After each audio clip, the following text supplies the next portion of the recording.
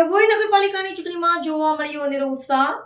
Ward number 9માં યુવાને પીઠી ચોળેલી હાલતમાં લગ્ન પૂર્વે કર્યું મતદાન।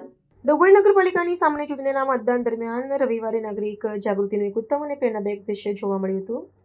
લગ્નના પવિત્ર બંધનમાં બંધાવા જઈ રહેલા એક યુવાને પોતાના લગ્નની ધાર્મિક અને સામાજિક વિધિઓ શરૂ કરતા પૂર્વે લોકશાહીના મહાપર્વમાં ઉત્સાહપૂર્વક સહભાગી થઈને મતદાન મથકે પહોંચી પોતાના મતાધિકારનો ઉપયોગ કર્યો હતો। પ્રાપ્ત વિગતો અનુસાર ડભોઈના વોર્ડ નંબર 9ના રહીશ રવિકુમાર વિજયભાઈ ભાટિયાના આજે લગ્ન નિર્ધારિત હતા। જોકે તેમણે પહેલા મતદાન પછી લગ્નની વિધિના સૂત્રને સાર્થક કરતા લગ્ન પૂર્વેની વિધિઓ અને પીઠી ચોળેલી હાલતમાં જ આદર્શ માધ્યમિક શાળા ખાતે ઊભા કરેલા મતદાન કેન્દ્ર પર પહોંચીને પોતાનો કિંમતી મત આપ્યો હતો। લગ્નના વ્યક્તિગત ઉત્સાહની સાથે લોકશાહી પ્રત્યેની અતૂટ નિષ્ઠાએ મતદાન મથક પર ઉપસ્થિત અન્ય મતદારો અને ચૂંટણી કર્મચારીઓનું ધ્યાન આકર્ષિત કર્યું હતું।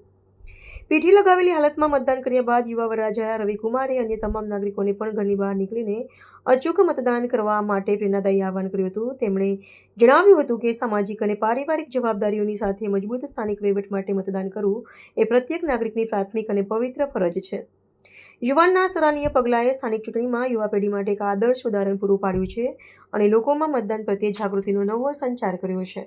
આજરોજ તારીખ 26/4/2026ના રોજ મારો લગ્ન હોય અને સાથે સાથે સમગ્ર ગુજરાતમાં સ્થાનિક સ્વરાજ્યની ચૂંટણી હોય અને સ્થાનિક સ્વરાજ્યની ચૂંટણીમાં સૌ કોઈ મતદારો અને એક લોકશાહીનું પર્વને ઉજવતા હોય અને એક લોકશાહીના પર્વને નિમિત્તે હું આજરોજ મેં મારા નાગરિક તરીકે મતદાન કરવા માટે અમારા બૂથ પર પટેલવાડી ખાતે લગ્ન થતાં પહેલાં મેં આવીને મતદાન કરેલ છે અને અપીલ એ જ છે કે